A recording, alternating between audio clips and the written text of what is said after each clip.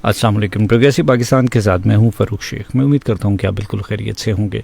सामने नाज़रीन, प्रोग्रेसिव पाकिस्तान में मेरी आपके साथ मुलाकात हर सोमवार से लेकर जुमे तक दोपहर 1 बजे हुआ करती है और मुख्तलिफ़ मौज़ूआत के हवाले से बात की जाती है। प्रोग्रेसिव पाकिस्तान एक ऐसा प्रोग्राम है जिससे बहुत कुछ सीखने और सिखाने को मिलता है। सीखने और सिखाने की इस रीत को बरकरार रखते हुए आज भी हम आपकी खिदमत में हाजिर हैं और आज का प्रोग्रेसिव पाकिस्तान भी हमेशा की तरह बहुत ख़ास है क्योंकि मौजू बहुत दिलचस्प है। आज लर्निंग पॉइंट ऑफ व्यू से देखा जाए तो हमने मौजू का इंतखाब किया है कि जिससे एक पॉजिटिव मैसेज भी जाएगा और ये डोमेन तो बहुत बड़ी है जिसके ऊपर आज हम बात करने जा रहे हैं, लेकिन उसमें से एक स्पेसिफिक सेगमेंट का इंतखाब किया है कि इसके ऊपर बात की जाए। हम आज बात करेंगे जी एडवांस टीचिंग स्टैंडर्ड्स के हवाले से, एडवांस टीचिंग टेक्निक्स के हवाले से, और उसी के साथ साथ क्वालिटी एजुकेशन कैसे मुमकिन है। अगर ओवरऑल देखा जाए क्वालिटी एजुकेशन को तो उसकी डोमेन काफ़ी ज़्यादा बड़ी है जिसमें स्कूल एजुकेशन भी आती है, उसमें कॉलेज एजुकेशन है, यूनिवर्सिटी एजुकेशन है। डिफरेंट डोमेन्स में स्टैंडर्ड्स भी थोड़े से चेंज होते रहते हैं क्योंकि मेथोडोलॉजी में भी चेंज आता है। तो ओवरऑल कोशिश करेंगे कि तमाम चीज़ों को डिस्कस किया जाए और एक बेहतरीन किस्म की रहनुमाई जो है वो आज के शो से आप तक पहुंच सके। प्रोग्राम में शामिल होने के लिए आप रब्ता करते हैं हमारे रब्ते के नंबर 0334 1966 966 पर। आपकी कॉल्स और मैसेजेस को शो का हिस्सा बनाया जाता है और अपने मेहमानों के साथ हम उसको शेयर भी करते हैं। सोशल मीडिया के ऊपर हमें ज्वाइन करने के लिए आप हमारे फेसबुक के पेजेस वेव FM 96.6 और प्रोग्रेसिव पाकिस्तान के पेज के ऊपर आप हमें ज्वाइन कर सकते हैं। आप हमें देख भी सकते हैं, अपने पैगामात भी हम तक पहुंचा सकते हैं। हम उन मैसेजेस को भी शो का हिस्सा बनाएंगे। तो जनाब बढ़ते हैं प्रोग्राम की जानिब और आज के मौजू के ऊपर डिस्कशन करने के लिए जिन मेहमानों को हमने आज प्रोग्रेसिव पाकिस्तान की स्टूडियो में दावत दी है वो हैं जी प्रोफेसर ज़ुबैर हुसैन साहब। ज़ुबैर साहब जो हैं वो प्रिंसिपल हैं किप्स कॉलेज के समुंदरी कैंपस के। उनके साथ मौजूद हैं अब्दुल रऊफ़ साहब लेक्चरार हैं किप्स कॉलेज में समुंदरी कैंपस में। मैं आप दोनों का बहुत ही शुक्रगुजार हूँ, आपने कीमती वक्त दिया आज के शो के लिए। सो मैं डिस्कशन में आगाज़ करूँगा ज़ुबैर साहब से। ज़ुबैर साहब, चूँकि आप एक डोमेन को लीड कर रहे हैं, जब लीड करते हैं तो उसके अंदर तमाम चीज़ें शामिल होती हैं। ओवरऑल अगर हम कहें कि सर अगर आप एज अ मॉडरेटर काम कर रहे हैं तो आपके जितने भी टीचर्स हैं या फैकल्टी है जो क्वालिटी दे सकते हैं, तो क्वालिटी देने से पहले उसको डिफ़ाइन करना बड़ा ज़रूरी है कि सर क्वालिटी क्या होगी एजुकेशन में। आप क्या समझते हैं कि क्या स्टैंडर्ड्स हैं क्वालिटी के जो होने चाहिए? क्या हम उन स्टैंडर्ड्स को मीट कर पा रहे हैं या नहीं कर पा रहे? औज़ुबिल्लाहिमिनश्शैतानिर्रजीम, बिस्मिल्लाहिर्रहमानिर्रहीम। सबसे पहले फ़रूख साहब, आपका बेहद शुक्रिया कि आपने प्रोग्रेसिव पाकिस्तान के इस खूबसूरत सेगमेंट में हमें मदऊ किया। बहुत ही क्रिटिकल क्वेश्चन पहले ही आपने हमारे साथ शेयर किया। सर, मैं बिलीव करता हूँ एक्टिव लर्निंग और इंक्वायरी बेस्ड मेथड्स के ऊपर। यानी हमारा जो स्टूडेंट है, आई थिंक वो एक खामोश सामे नहीं होना चाहिए, साइलेंट लिसनर नहीं होना चाहिए। ठीक है, बिल्कुल सही। उसमें बहुत सारी चीज़ें, बहुत सारे फैक्टर्स हैं जो इन्वॉल्व होना शुरू हो जाते हैं। लाइक अगर हम एक्सपेरिमेंटल बेस्ड लर्निंग की बात करें, लेट्स सपोज मैं बात करता हूँ केमिस्ट्री की। अगर मैं केमिस्ट्री पढ़ा देता हूँ और आज तक मैंने उनको सोडियम दिखा नहीं पाया, क्लोराइड दिखा नहीं पाया, तो उसको एक्सप्लेन करना मेरे ख्याल में थोड़ा सा डिफ़िकल्ट हो जाता है। बिल्कुल सही। अलमिया भी है लेकिन एक पॉजिटिव अप्रोच भी है कि अब ये टिपिकल ट्रेडिशनल मेथड से हम निकलने की कोशिश कर रहे हैं। और as a representative of Kips college, तो मैं ये समझता हूँ कि किप्स कॉलेज इस लेवल पर काम कर रहा है। आप देखें सर, वर्ल्ड बैंक की रिपोर्ट 2025 के मुताबिक ना, कि वो ममालिक जो इंफॉर्मेशन रटाने की बजाय क्रिटिकल थिंकर प्रोड्यूस करते हैं, उनकी जॉब रिप्लेसमेंट 40% ज़्यादा है। यस, बिल्कुल सही। तो जो क्रिटिकल थिंकर प्रोड्यूस करना शुरू कर दें हमारे एजुकेशनल इंस्टीट्यूट्स तमाम, तो मेरे ख्याल में हमारे जो क्वालिटी ऑफ एजुकेशन जिसको मैं कहना चाह रहा हूँ, वो अगर क्रिटिकल थिंकर प्रोड्यूस नहीं करता तो हम कहीं ना कहीं पर क्वालिटी को कंप्रोमाइज़ करना स्टार्ट कर देते हैं। बिल्कुल सही। हम अक्सर ये होता है ना कि हम उस्ताद हैं, टिपिकल ट्रेडिशनल मेथड्स के ज़रिए ही हम पढ़ के आए, और अगर वही आगे हमने पोर्ट्रे करना है तो मेरे ख्याल में थोड़ी सी डिफ़िकल्टी होगी। सही है सर। किसी ने बड़ी अच्छी बात कही, उसने कहा कि जो ट्रेडिशनल मेथड से बड़े जानदार थे, बड़े पायदार थे, ठीक है ना, आप उस मेथड से पास आउट हुए, बिल्कुल ऐसा, आपने सर्व भी किया, आपको लगता है कि आपकी ग्राउंड्स बहुत अच्छी हैं। एग्जैक्टली। आज हमें ये लगता है कि वो मेथड्स शायद पुराने हो चुके हैं, तो क्या मुमकिन है कि हम उनमें से कुछ चीज़ों को अडॉप्ट करें और उनको अप्लाई किया जाए आज के दौर में? सर, मेरा बच्चा मुझे लगता है कि मुझसे ज़्यादा एडवांस है। ठीक है। और उसकी एक्सपेक्टेशंस में मुझसे उसी लेवल की होती हैं। अगर मैं as a trainer, as a teacher उसकी क्लास में जा रहा हूँ तो उसकी एक्सपेक्टेशन मुझसे ये होगी कि ये टीचर है, ये सब जानता होगा। बिल्कुल सही। तो मैं इसको ना blended learning and ed tech integration के तौर पर देखता हूँ कि अगर लेट्स सपोज मैं टिपिकल ट्रेडिशनल मेथड की बात इसलिए कर रहा हूँ कि अगर मैं टेक्नोलॉजी से अवेयर नहीं हूँ तो मैं अपने बच्चों को उनके खातिर खा जवाबात नहीं दे सकता। हम अपने असातिज़ा पर ईमान ले आते थे कि जो असातिज़ा, क्योंकि हमारे पास सोर्स ऑफ इंफॉर्मेशन जो था ना वो लिमिटेड था। अब ये बच्चा, इसके पास बेबहा सोर्सेज हैं इंफॉर्मेशन कलेक्ट करने के। अगर मैं कोई बात क्लास में अगर करता भी हूँ तो वो वेरीफाई कर सकते हैं, विद इन नो टाइम वो वेरीफाई कर सकते हैं। ऑब्वियसली हमारे यहाँ जितने रिसोर्सेज थे हमने वो यूटिलाइज करके यहाँ तक पहुँचे हैं। उनकी चीज़ें बहुत ज़्यादा वैल्यूएबल थी, लेकिन वो वैल्यूएबल मेरे ख्याल में आजकल की जो मॉडर्न टेक्नोलॉजी और मॉडर्न वे ऑफ एजुकेशन है उसको मीट करने के लिए हमें थोड़ा सा वो काफी नहीं लगती। हाँ जी, मैं इसलिए वो ब्लेंडेड लर्निंग की बात कर रहा हूँ। लाइक हमें बच्चों को एनिमेशंस के ज़रिए, सिमुलेशंस के ज़रिए पढ़ाना चाहिए, ऑनलाइन क्विज होने चाहिए। अब देखें कोविड या इस तरह के पेंडेमिक हमें सिखा के गए हैं कि अगर आप घर बैठ के अभी वही वर्चुअल क्लासेस को अडॉप्ट नहीं करेंगे। मेरे बहुत सारे ऐसे असातिज़ा हैं सर, अभी भी वो कीपैड वाला फ़ोन यूज़ करते हैं। जब उनको कहा गया कि आपने ऑनलाइन क्लासेस पढ़ानी है तो वो कहते हैं हमने कभी पढ़ाया नहीं है। मुश्किल इम्तिहान, मुश्किल।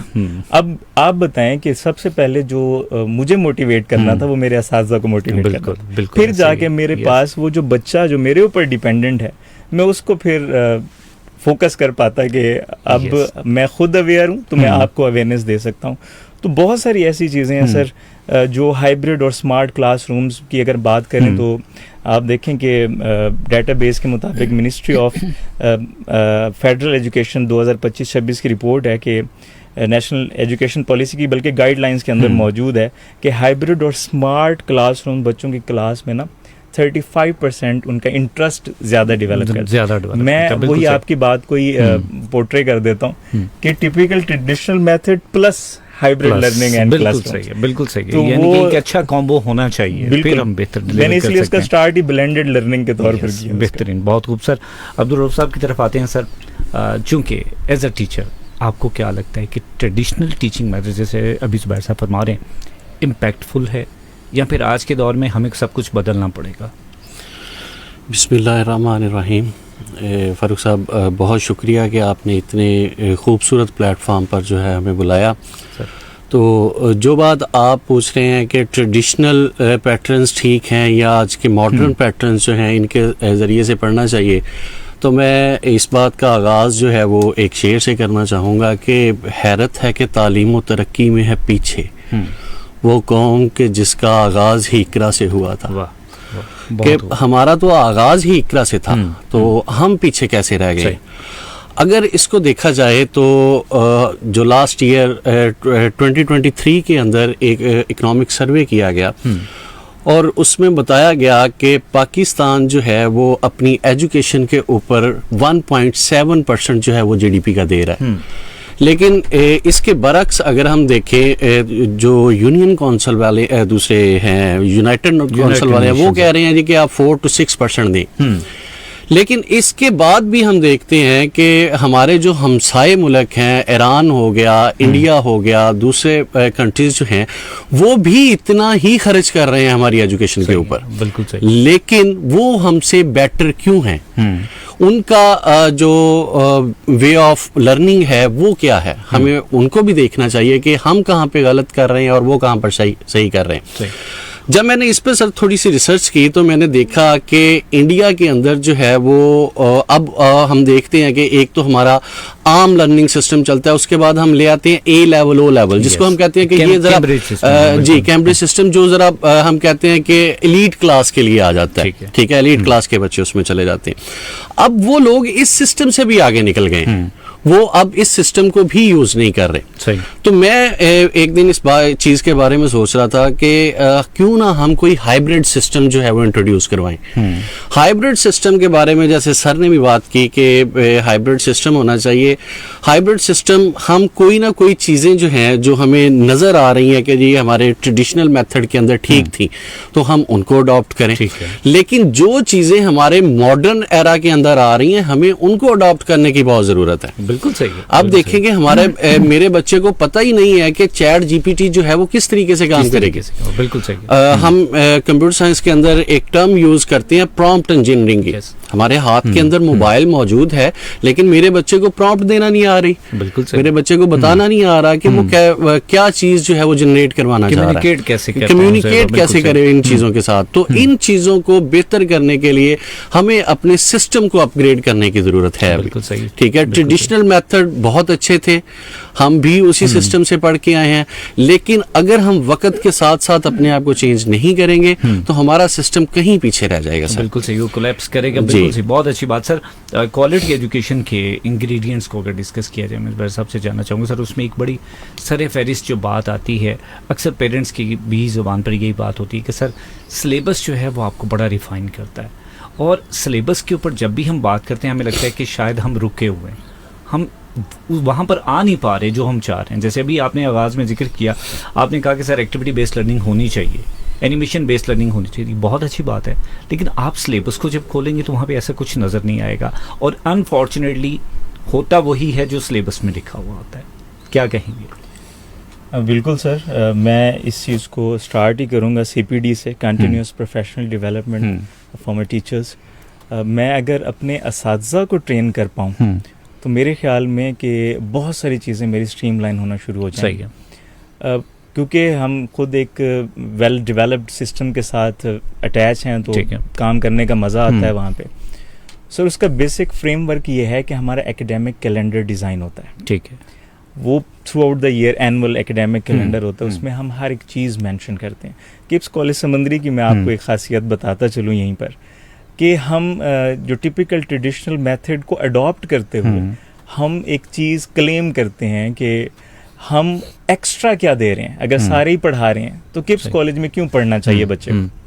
सर मेरा बच्चा वीकली बेस पे एक एक्टिविटी परफॉर्म करता है जिसमें उसको ये सिखाया जाता है कि अगर आपको अपने घर का बिजली का मीटर लगवाना है तो उसके लिए क्या क्राइटेरिया होना चाहिए। कहीं आपको नमाज जनाजा पढ़ाना पड़ जाए तो क्या करना चाहिए। अगर कहीं पर आपको FIR दर्ज करवानी है किसी पुलिस स्टेशन में तो किससे मिलना है आपने जाके। बिल्कुल सही। अच्छा रिसेंटली साइबर सिक्योरिटी से रेलेवेंट अवेयरनेस सेमिनार्स में, यानी हमारा एक एकेडमिक प्लेटफॉर्म वो तो ऑलरेडी मौजूद है कि हमने कोर्स पढ़ाना है सही, और उस कोर्स की क्वालिटी ऑब्वियसली हमारी गवर्नमेंट ही डिसाइड करती है, लेकिन अल्हम्दुलिल्लाह पिछले साल से ही न्यू सिलेबस इम्प्लीमेंट हुआ है जिसमें दौरे हाजिर के तमाम नई चीज़ें उसके अंदर ऐड ऑन हुई हैं, जो कि एक बहुत खुश आइन चीज़ है। लेकिन मेरे ख्याल में कि ये जो सिलेबस जिसकी हम बात कर रहे हैं, इन्होंने स्टार्ट किया 9th 10th और इंटरमीडिएट का सिलेबस अपग्रेड किया। ऑब्वियसली मैंने उस बच्चे को पढ़ाना है जो अपनी बेस जो है वो प्रीवियस सिलेबस से पढ़ के है, तो मेरे लिए थोड़ा सा ट्रिकी भी है और थोड़ा सा उसको टैकल करना थोड़ा सा प्रोफेशनल और वे से उसको डील करना पड़ता है। अब एक लेट्स सपोज में एक बच्चा मैट्रिक में उसने पाइथन लैंग्वेज का कोई नो हाउ नहीं, कुछ भी नहीं है उसको, अगर मैंने उसको इंटरमीडिएट में फर्स्ट ईयर से उसको स्टार्ट करानी है वो जो कि सिलेबस का करिकुला का हिस्सा है, तो मुझे बहुत ज़्यादा डिफ़िकल्टी फेस करनी पड़ती है, और टाइम कम होता है और हमारे पास सिलेबस ज़्यादा होता है। उसके साथ मैंने ये चीज़ें इम्प्लीमेंट करना शुरू कर दी हैं।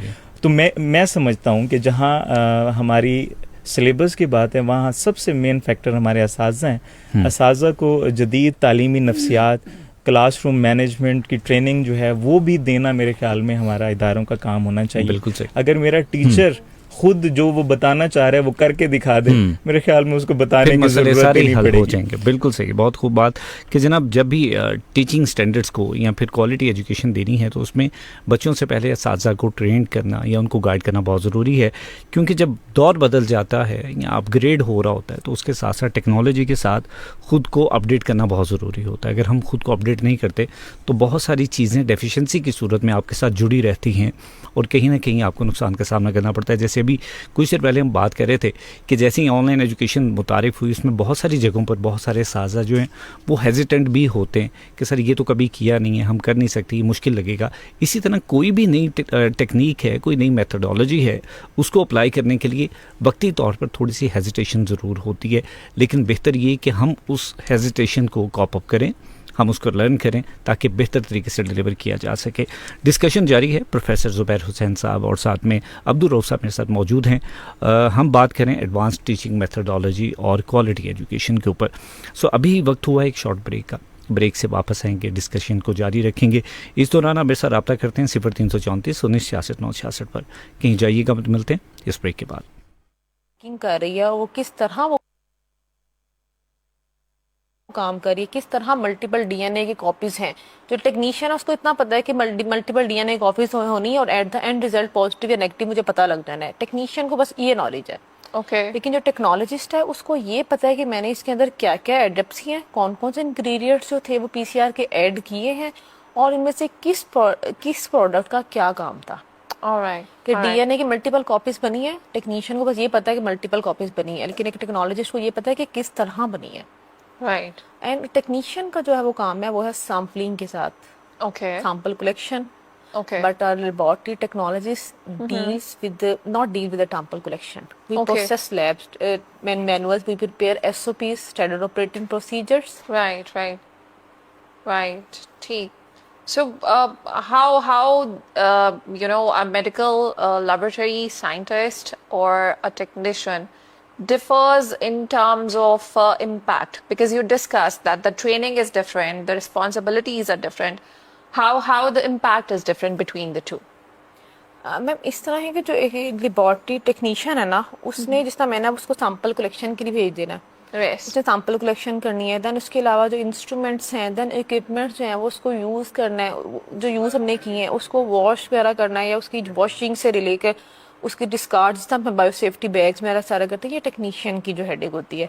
जो टेक्नोलॉजिस्ट होता है वो एक जो लेबॉर्ट्री मैनेजर है, वो लेबॉर्ट्री सुपरवाइजर है। उसने जो है वो अपने लेबॉर्ट्री को किस तरह रिकॉर्ड मेंटेन करना है, ये सब चीज़ें जो है हमारा लेबॉर्ट्री टेक्नोलॉजिस्ट देखते हैं। लेबॉर्ट्री टेक्नीशियन जो है वो इन चीज़ों को नहीं डील करते, ना उसको परमिशन होती है कि लेबॉर्ट्री टेक्नोलॉजिस्ट जो है वो अपनी जो है वो लैब भी सेटअप कर सकता है with the affiliation of a medical pathologist. But a technician cannot open its lab or he cannot supervise a lab. Right. Since we are talking about the labs and you talked about the hands-on training of the students as well, how do you support the students for hands-on training and talk about the labs availability if there is? We have, ma'am, actually there are many types of hazards in laboratory: biohazard, chemical hazard, electronic hazard, ergonomic hazard. What you have narrated biohazard, I will explain it. Biohazard is a hazard, is or a risk from microorganisms. अगर हमें जो खतरा है microorganism से है, then it will be biohazard. बायोहैजर्ड के अंदर मजीद जो है वो दो टर्मिनोलॉजीज हम लोग कोट करते हैं, biosafety and bio security. If I want to save myself from microorganism, it will be biosafety. If I want to save microorganism from human being, then it will be biosecurity. अब आपके question आएगा human being microorganism को किस तरह क्यों save करना पड़ेगा? कि क्यों हमें इंसान को सेव करना माइक्रोऑर्गेनिज्म से समझ आती है, लेकिन माइक्रोऑर्गेनिज्म्स को ह्यूमन बीइंग से हमने सेव करना है. इसको मैं अगर आपको हिस्टोरिकली बैकग्राउंड से बताऊं तो microorganism can be used as a bioterrorist too. इसमें आपको हिस्ट्री में बताऊं तो हमारे पास एक बैक्टीरिया होता है बेसिलस. इसके स्पोर्स होते हैं. स्पोर्स जस्ट लाइक होता है कि हम इनहेल कर सकते हैं, एरोसोलिक होते हैं, लेकिन इनविजिबल होते हैं, हम इसको देख नहीं सकते. Not from the naked eye. Yes, from world war 3 जब हुई थी इस टाइम, उसमें जो जापानीज जो थे उनकी जो असेंबली थी, नेशनल असेंबली में जो उनके जो ओपोनेंट थे, उनके ऑपोजिट जो थे, उन्होंने असेंबली के मेंबर्स में लेटर्स भेजे थे. ठीक है, और लेटर्स जैसे सबने ओपन किए तो थोड़ी देर बाद सब मेंबर्स की डेथ हो गई. जब इन्वेस्टिगेशन की गई तो आपको मैं यहाँ से बताऊँ लेबॉर्ट्री टेक्नोलॉजिस्ट का इतना रोल यहाँ पे भी है. तो वो अनलकीली हमारे कंट्री में शायद सपोर्ट नहीं किया जाता, नहीं तो साइंटिस्ट का इतना रोल होता है यहाँ पे. जब उन्होंने इन्वेस्टिगेशन में इन्वॉल्व किया माइक्रोबायोलॉजिस्ट को या साइंटिस्ट को इन्वॉल्व किया, तो हमें पता लगा कि उन हर लेटर्स में जो थे वो बेसिलस के स्पोर्स थे, All right. जो कि जैसे उन्होंने लेटर ओपन किया वो स्पोर जो थे इनहेल हो गए, उनकी सडन डेथ हो गई। Okay. तो उसके बाद से इन स्पोर्स को थे या माइक्रो ऑर्गेनिज्म को ह्यूमन बींग जो है वो एज ए बायो टेररिस्ट भी यूज कर सकते हैं। Okay. तो इसके बाद से जो थे वो हम बायो सिक्योरिटी भी इंट्रोड्यूस करवाई गई ताकि हम माइक्रो ऑर्गेनिजम्स को भी ह्यूमन बींग से सेफ रख सकें। तो इन सेफ रखने के लिए डिफरेंट प्रोटोकॉल्स होते हैं। सबसे पहले जो है हमारे पास पीपीज होते हैं, पर्सनल प्रोटेक्टिव इक्विपमेंट्स, जिसमें जो है वो आपके गाउन्स आते हैं, जिसमें हेड टू रो तक आपके गाउन होता है कवर करते हैं। डबल गाउन्स होते हैं, उसमें आपने फॉरवर्ड और जो रिवर्स होते हैं पहनने होता है। Okay. देन आपकी जो है वो ग्लव्स होते हैं, देन N95 मास्क जो है वो आपने कहना होता है, देन गॉगल्स होते हैं, हेड कवर होता है, आपके शूज कवर होते हैं। इसके अलावा जो है वो आप मजीद जो है अगर आप बायोसेफ्टी लेवल 3 या लेवल 4 में, हमारे यहाँ बायोसेफ्टी लेवल्स होते हैं लेवल 1, 2, 3 और 4, जिसमें माइक्रो ऑर्गेनिज्म के अकॉर्डिंग जो हम डील करते हैं। लाइक जिनकी वैक्सीनेशन अवेलेबल है उन्हें लेवल 3 में हम यूज़ कर सकते हैं, जिनकी वैक्सीनेशन अवेलेबल नहीं है और जो ज़्यादा जो है वो इंसानों के लिए थ्रेटेंड है तो हम उसको लेवल 4 में यूज़ करते हैं। देन वहाँ पे हम बायोसेफ्टी कैबिनेट्स यूज़ करते हैं, बायोसेफ्टी कैबिनेट 3। Okay. इसके अलावा जो है हम लेमिनर एयर फ्लो जो है LAF वो यूज़ कर सकते हैं। इसके अलावा हम नेगेटिव प्रेशर क्रिएट करते हैं, जिसकी वजह से जो हमारे इनसाइड जो एयर होती है वो भी जो फिल्टर होके बाहर जाती है, ताकि हम बाहर की इन्वायरमेंट को भी सेव कर सकें और जो बाहर से इन्वायरमेंट आती है वो भी जो है वो फिल्टर होके आती है। Okay, इसके अलावा हम यहाँ पे HEPA फिल्टर इंस्टॉल करवाते हैं लैब में, और देन HVAC सिस्टम होता है, heating ventilation air condition system होता है, Right. जो कि इंश्योर करता है हमारी बायोसेफ्टी को। Right. Thank you for sharing all these insights. Something new to learn. Let's discuss about the challenges and opportunities that are available. What are some of the biggest challenges that your department you think it faces? Ma'am first जो challenge है इस accuracy and precision. Okay. Actually sample precision और accuracy in term में कि हमने sample collection की जो है, जब सैंपल Right. प्रोसेसिंग है हम उसकी करें, जी। हर प्रोटोकॉल में हमारे पास जो है वो एक डिज़ाइन जो होता है एक्यूरेट वॉल्यूम होता है। Okay. अगर हम उस वॉल्यूम लाइक मैं आपको प्रोसीजर कर रही हूँ कोई भी ब्लड कलेक्शन का, उसमें मैंने 0.2 माइक्रोलीटर जो है वो ब्लड जो है सैंपल पिक करना है। Right. अगर मेरे जो इंस्ट्रूमेंट्स हैं वो जो है प्रिसाइज नहीं है, वो एक्यूरेट नहीं है, वो कैलिब्रेटेड नहीं है, तो मैं सैंपल प्रोसेसिंग जो वो प्रोसीजर 10 दफ़ा करूँ मेरा एक्यूरेट रिजल्ट नहीं आ सकता। तो सबसे जो है यहाँ पे हमारी जो चैलेंज हमें यहाँ पे आता है वो आता है प्रिसीजन का और एक्यूरेसी का। Right. इसी वजह से अगर हम मैन पावर को AI से या रोबोटिक सिस्टम इनसे रिप्लेस कर दे तो काफ़ी हद तक जो है वो हम इसको ओवरकम कर सकते हैं। So, what do you think? What are some of the biggest challenges that Department of Medical Laboratory Sciences faces today? Challenges are everywhere, different challenges. हम सबसे पहले आपको बताया हमारे स्टूडेंट्स को आते हैं हैंड्स ऑन प्रैक्टिसेस के, workshop practice makes man perfect. हम स्टूडेंट्स को बताइए, लैब में हम बताई जाए कि हम लोग जो है वो CBC काउंट ऐसे कर सकते हैं, CBC काउंट ऐसे कर सकते हैं, इसमें हम ग्राम स्टेनिंग इस तरह कर देंगे, ZN स्टेनिंग ऐसे कर सकते हैं, ठीक है, जिम्सा स्टेनिंग हम इस तरह कर सकते हैं। ये मैं बच्चों को ये सब प्रोटोकॉल मैं 10 दफ़ा बताऊंगी और उसके बाद बच्चों को एक दफ़ा उनको परफॉर्म करके दिखाऊंगी, या तो बच्चे अपने हाथ से करेंगे, तो ये जो है वो डिफरेंट चीज़ है। मैं एक प्रोटोकॉल 10 दफ़ा बच्चों को याद करवाऊंगी, इसमें ये ऐड करना है, इसमें ये ऐड करना है, इसमें ये ऐड करना है, ये सब मेमोराइज करवाना बच्चों के लिए मुश्किल हो जाएगा बनस्बत के जब मैं बच्चों को खुद बताऊं। जब बच्चे अपने हैंड्स प्रैक्टिस करेंगे वो खुद ढूंढेंगे, अच्छा ये वाला केमिकल ये था, अब मैंने ये ऐड करना है। यहाँ पे ये क्रिस्टल वॉलेट था, क्रिस्टल वॉलेट ऐड किया, देन मैंने इसको 5 मिनट्स के लिए रखना है, अब मैंने आयोडीन ऐड करनी है, अब मैंने जो है वो अल्कोहल ऐड करना है। जब तक बच्चे हैंड में प्रैक्टिस नहीं करेंगे तब तक जो है लेबोरेटरी में बच्चे जो है सक्सेसफुल नहीं हो सकते। Right. और एक बच्चा है जिसको देखें हम मैं उसको बता रही हूँ पाइपेटिंग करनी है, पाइपिंग बच्चे ने पाइपेट देखी नहीं है, तो सबसे बड़ा चैलेंज है हमारा वो हैंड्स ऑन प्रैक्टिस का।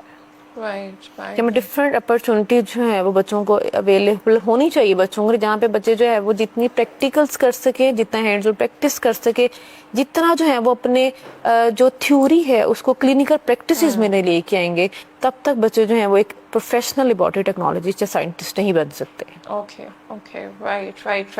बट हम फिर भी ट्राई करते हैं, हम इस चैलेंजेस को भी ओवरकम करने की कोशिश करें। हम डिफरेंट जो है वो लेबोरेटरी में स्टूडेंट्स को, different laboratory personalities, laboratory managers जो हैं या उनके सुपरवाइजर जो हैं हम उन्हें इनवाइट करते हैं ताकि वो अपने जो है वो बेसिक इंस्ट्रूमेंट्स हैं जो हमारे पास अगर नहीं भी हैं तो वो लेके आए तो स्टूडेंट्स को कम से कम स्टूडेंट्स को पता हो कि मैं थर्मोसाइक्लर की बात करी, थर्मोसाइक्लर दिखता कैसे है।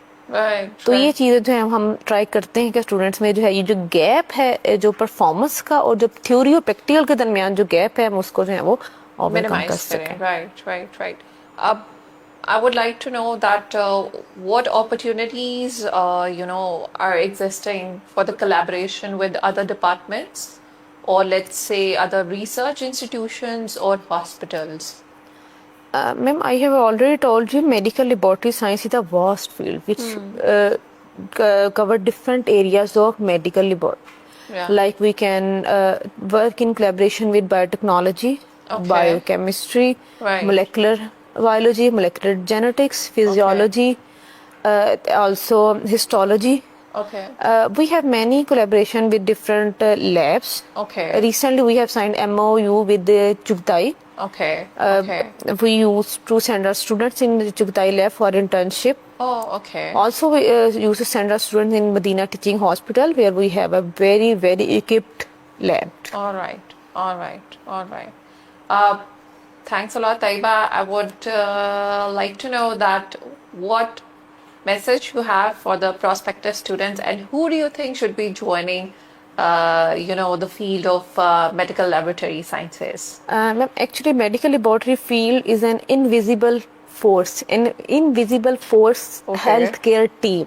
Okay. मतलब जो हमारे जो स्टूडेंट्स हैं जो लेबोरेटरी प्रोफेशनल्स हैं Yeah. ये is just like a team जो इनविजिबल होती है। Okay. हमने जस्ट डायग्नोसिस करना होता है और डॉक्टर तक जो हमारा वो डायग्नोसिस भेज दिया जाता है। Right. हमारी टीम जो है वो मेन रोल प्ले करती है हेल्थ केयर में, लेकिन ये एक इनविजिबल फोर्स है।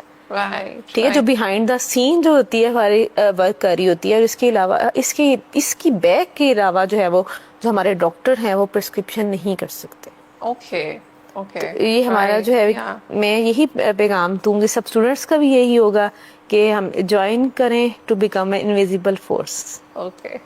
Okay. Thank you so much for coming, for taking out the time and highlighting the department and reflecting that there is invisible force due to which people are getting successful diagnosis and getting treated. Thank you. Thanks a lot. Thank you. Thank you all for joining in with this episode, and inshallah, we'll see you next time in another episode with another shining star of TOF. Thank you all.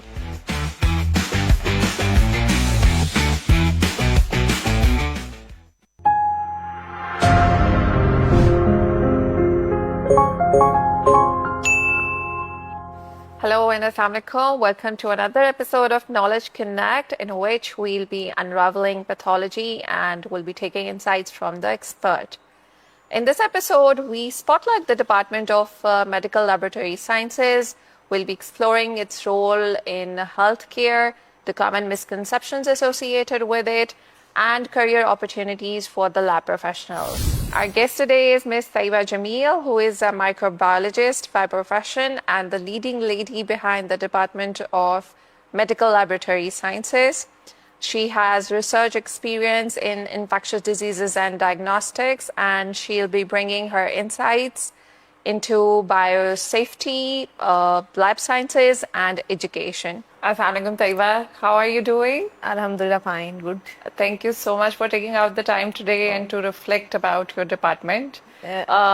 Firstly, I would really like to know what your department does and what degree programs are being offered in your Actually, department. it is the Department of Medical Laboratory Sciences. It is a 4-year degree program, and we offer it after FSc. All right, all right. And also we offer a 2-year MPhil program, and Okay. inshallah in future we will offer PhD program too. Okay, wonderful. I would like to know what key areas or what are the focus areas of your department and how does it contribute towards public health? Ma'am, actually, without diagnosis, our doctors keep guessing. There are multiple causes of every disease. Right. Also include syndrome. आप जिसमें पता हो syndrome.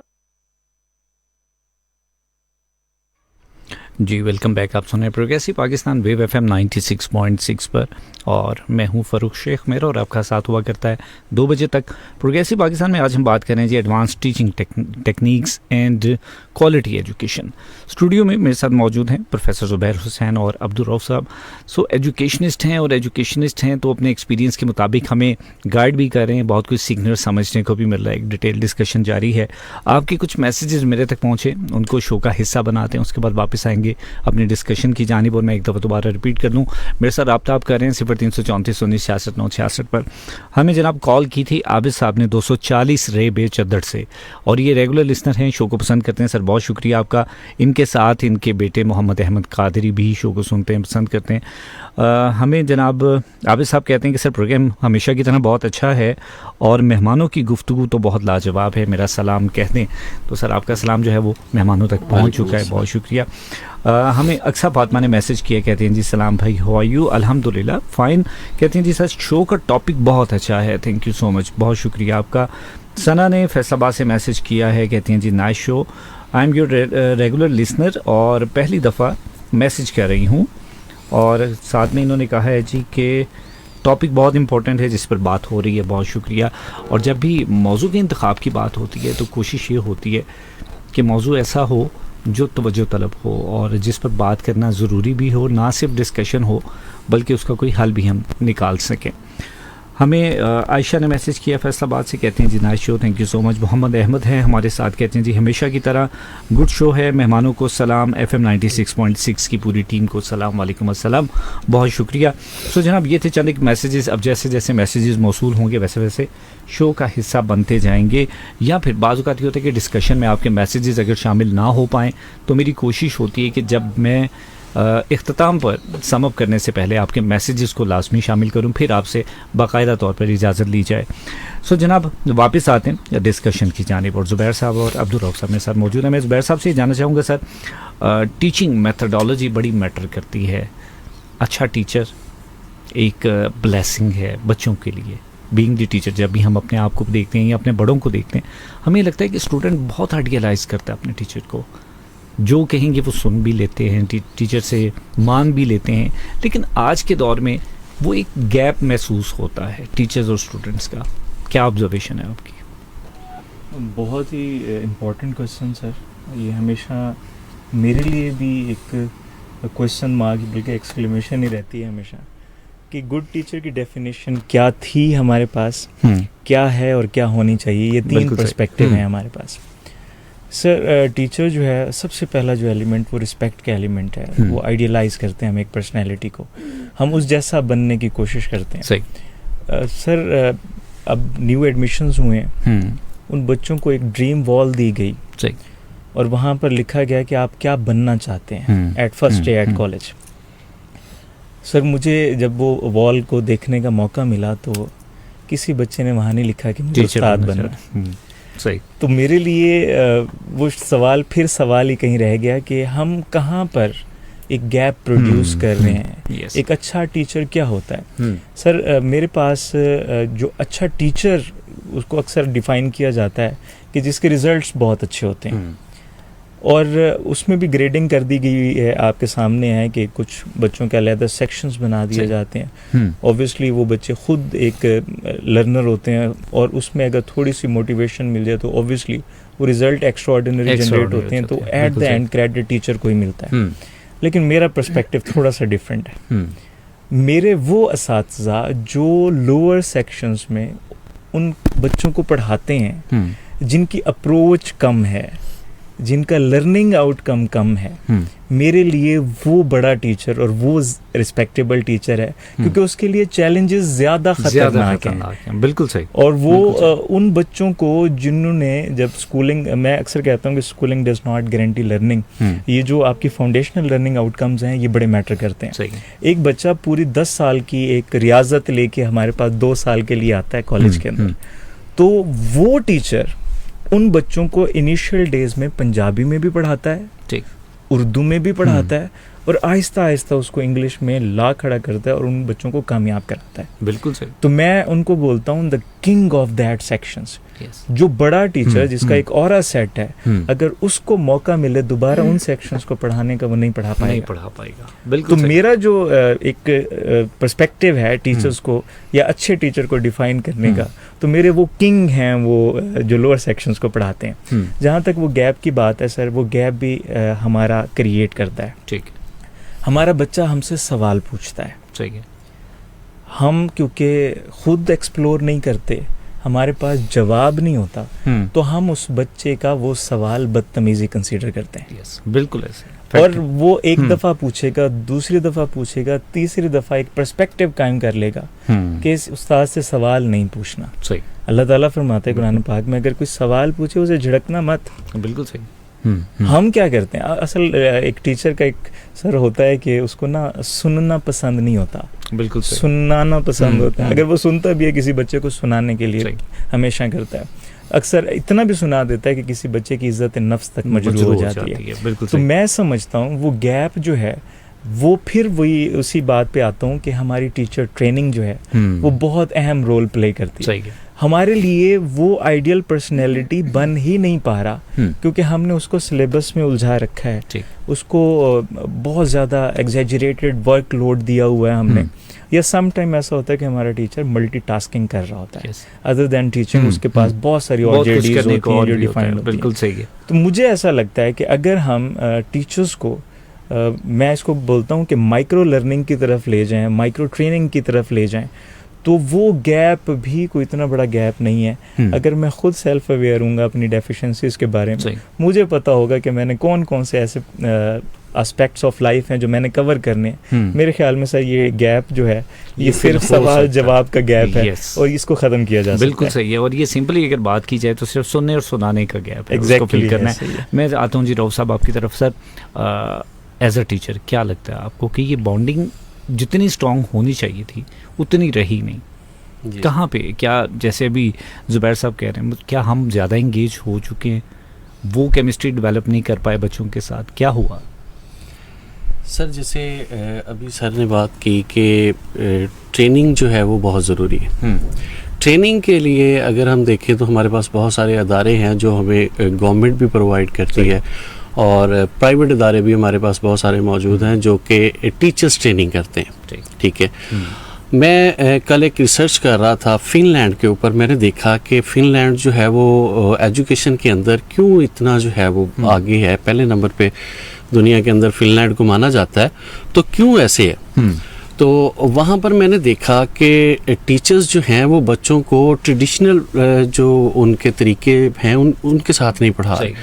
उनके classrooms को visit किया, देखा तो वहाँ पर बच्चे जो है, कुछ बच्चे लेट के पढ़ रहे हैं, कुछ बच्चे जो है वो टेबल पे टांगे रख के पढ़ रहे हैं, कुछ बच्चे जो है मैंने देखा कि हर टेबल के ऊपर एक तकिया पड़ा था। ठीक है, कि स्टूडेंट अगर आराम भी करना चाहता है तो वहाँ पर अपनी क्लास के अंदर कर सकता है। वहाँ पर वो अपने टीचर्स के साथ क्या करते हैं, हमारे जो वहाँ के जो टीचर्स हैं उनकी वो ट्रेनिंग करते हैं 2 घंटे हर वीक के अंदर, और ये मस्ट है कि हर टीचर जो है वो ट्रेनिंग लेगा।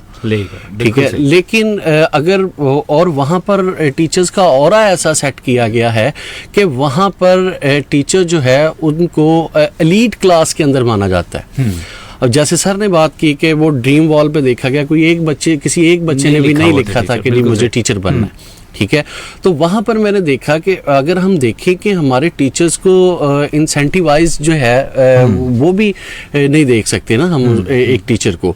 मैंने देखा कि फिनलैंड के अंदर एक टीचर जो है उसको 2012 के अंदर जो है वो $3,000 दिए जा रहे थे। ठीक है। और जब एक टीचर जो है वो अपनी किचन की परेशानियों से बाहर निकलेगा ना तो डिलीवर करेगा, तो डिलीवर कर पाएगा। बिल्कुल सही। अच्छा, मैं आपकी बात को इंटरप्ट कर रहा हूँ। मेरे जहन में एक सवाल यहीं से जहन में आया कि सर जब भी इंटरनेशनल स्टैंडर्ड्स को या फिर हम किसी भी इंस्पिरेशनल मॉडल को देखते हैं। आपने फिनलैंड की एग्जांपल दी, नो डाउट एक बेहतरीन सिस्टम है एजुकेशन का, लेकिन उसके पीछे इन्वायरमेंट भी उसको सपोर्ट कर रहा है, उनके सर्कमस्टेंसेस भी उसको सपोर्ट कर। हमारे यहाँ का इन्वायरमेंट उस चीज़ को सपोर्ट नहीं करता। ओवरऑल जब भी हम एजुकेशन पे बात करें तो हमें सबसे पहली बात ये ज़हन में आती है कि जी एजुकेशन सिस्टम ठीक नहीं है। तो हम सिस्टम के ऊपर जब आएंगे तो इंडिविजुअल एफर्ट तो कहीं पीछे रह जाती है। तो फिर कैसे सिस्टम सपोर्ट करेगा, या तो फिर इंडिविजुअली हमें एफर्ट करना होगी। आप एज अ टीचर, ज़ुबैर साहब एज अ प्रिंसिपल अपनी अपनी इनपुट देते हैं तो हम एक इंस्पिरेशनल मॉडल बना के दिखा सकते हैं।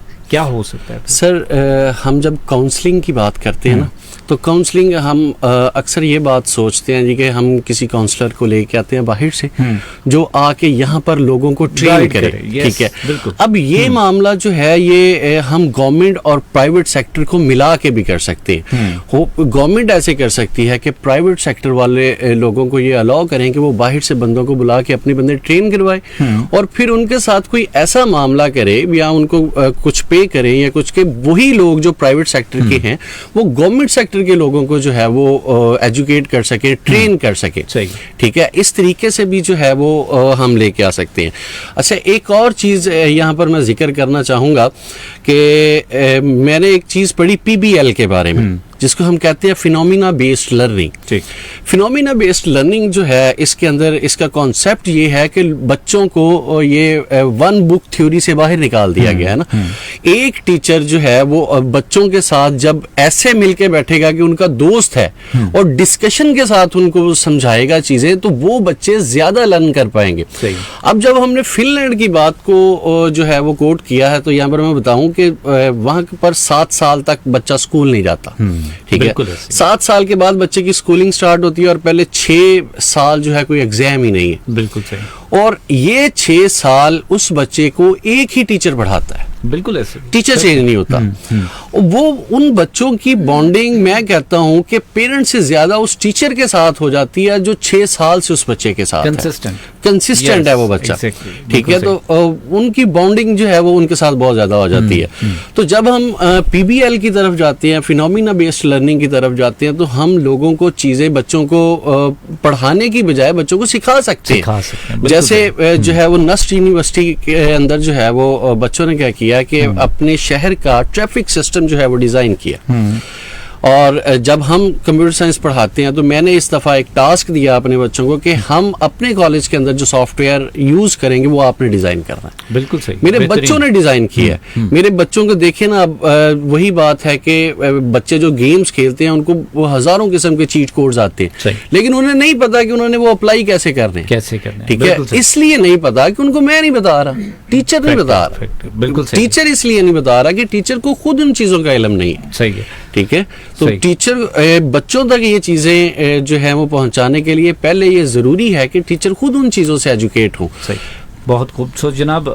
वक्त महदूद है, सवाल बहुत सारे हैं, बातें बहुत सारी हैं, और चूँकि बहुत थोड़ा सा बाकी है तो मैं जाने से पहले पैगाम लेना चाहूँगा ज़ुबैर साहब से भी और अब्दुल रऊफ साहब से भी। जाते हुए पैगाम की सूरत में मैं ये ज़ुबैर साहब से जानना चाहूँगा कि सर, पेरेंट्स के लिए आज भी ये सवाल मुश्किल क्यों होता है कि बच्चा कहाँ पढ़ेगा और क्यों पढ़ेगा? सर, मैं एक वाइंड अप नोट के साथ इसको एक एग्जांपल के साथ कोट करता हूँ कि एक छोटे से शहर में हाजी अशफाक अहमद ये सोचते हैं कि उनका इकलौता बेटा कहीं बाहर इस्लामाबाद, लाहौर या किसी बड़े तालीमी इदारे में जाके तालीम हासिल करे, क्योंकि वहाँ पर उनके रिसोर्सेज लिमिटेड है।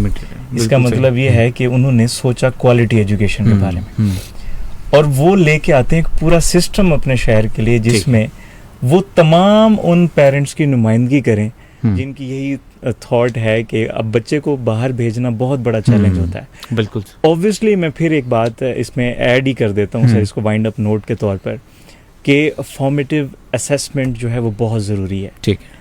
मेरा बच्चा वो तमाम चीज़ें डिज़र्व करता है जो इंटरनेशनल स्टूडेंट डिज़र्व करता है। बिल्कुल सही। और उसको मैं अपने लेवल पर, ना सिर्फ अपने लेवल पर बल्कि source of motivation for the surroundings, मैं उसको सोशली भी उसको फैलाने की कोशिश करता हूँ।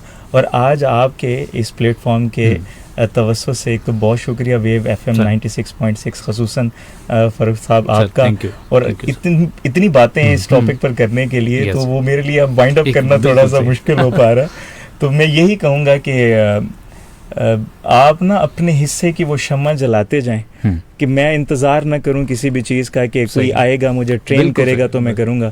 सर मल्टीपल सोर्सेज हैं, मैं सेल्फ ट्रेनिंग, सेल्फ टॉट भी हो सकता हूं, और मैं अपनी ट्रेनिंग खुद कर सकता हूं। अब मेरे लिए इंफॉर्मेशन कलेक्ट करना और सोर्स कलेक्ट करना बहुत ईजी टास्क है।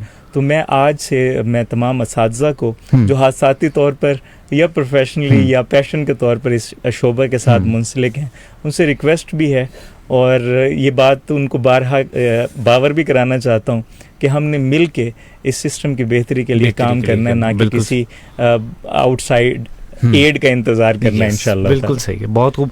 सर एक ब्रीफ सा मैसेज तमाम असातिज़ा के लिए क्या कहना चाहेंगे? सर असातिज़ा के लिए एक छोटा सा मैसेज ये है कि अपने आप को जदीद दौर के मुताबिक अपडेट करें। सही। अगर हम अपने आप को जदीद दौर के अंदर, मॉडर्न एरा के अंदर जो है वो अपडेट नहीं करेंगे तो हम अपने स्टूडेंट्स को आगे नहीं लेके आ सकेंगे। हमारे स्टूडेंट्स वो अक्सर एक बात सुनने में आती है कि हम फला मुल्क से 100 साल पीछे हैं। वो बेसिकली हमारे स्टूडेंट्स पीछे नहीं है, सही, वो हमारे टीचर्स पीछे हैं, इसलिए हमारे स्टूडेंट्स ट्रेनर्स हैं, हाँ जी, तो इसलिए जो है वो हम थोड़ा सा पीछे रह गए हैं। मुझे लगता है हमें इन चीज़ों को थोड़ा सा जो है वो आगे लेके आना चाहिए, और अपने स्टूडेंट्स को बार बार जो है वो दस्तक देने वाली बात है कि दस्तक देते रहना चाहिए कि बेटे आपने ये करना है, आप कर सकते हो, यू कैन डू इट। ठीक है, वो एक शेर सर बड़ा अच्छा सुनाते होते हैं कि दरवाजे पर कुंडी हो तो फिर भी दस्तक दे देना, नाम तो शामिल हो जाएगा दस्तक देने वाला। वाह वाह वाह, क्या बात है सर, बहुत शुक्रिया आपका ज़ुबैर साहब, आपका भी बहुत शुक्रिया, आपने कीमती वक्त दिया। सो जनाब ये था आज का प्रोग्रेसिव पाकिस्तान। प्रोफेसर ज़ुबैर हुसैन साहब और अब्दुल रऊफ साहब सर मौजूद थे। डिटेल डिस्कशन रही, बहुत कुछ सीखने समझने को रहा। वक्त महदूद है, आपको पता है, सवाल बहुत सारे थे, बातें बहुत सारी थी, लेकिन अभी जाना है क्योंकि कल दोबारा फिर आपसे इंशाल्लाह 1 बजे मुलाकात होगी।